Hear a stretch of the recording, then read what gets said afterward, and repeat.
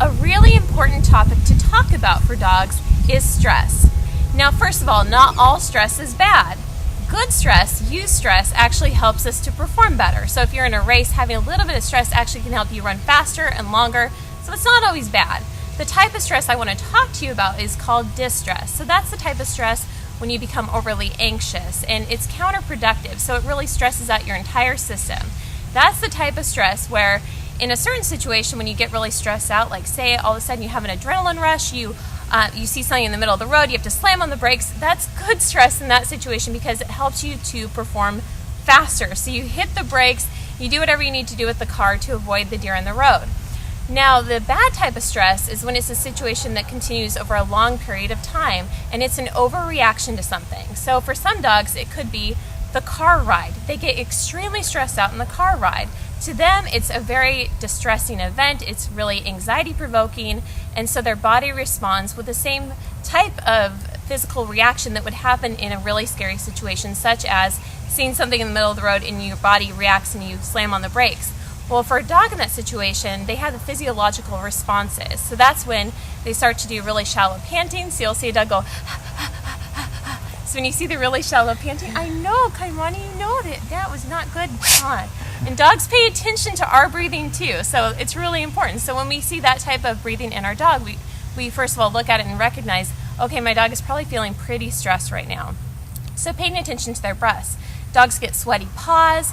Sometimes you see this a lot in the veterinary hospital where they just shed like crazy. You take them off the table and it looks like there's a whole fur coat lining the entire veterinary exam table. So they have excess shedding.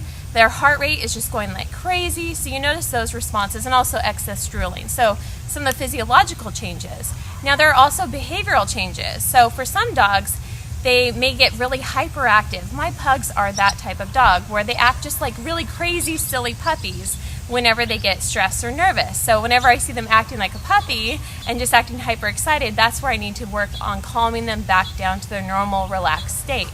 Now other dogs, when they get really stressed or anxious, they do things like more shutting down. So they may freeze, they may just stand in place, not want to move, they may curl up. So that's where you see the kind of cowering where they try and go hide behind you, hide behind an object. So that's more trying to move away from the threat. Other dogs get overly stressed and they actually react forward. So Kim and Nicole here at Doggy Haven have a Feisty Fido class, and for those dogs, their go-to response is, I am afraid of that dog or that person, so what I'm going to do is I'm going to at the end of my leash, I'm going to lunge, I'm going to make them go away so that I can feel better.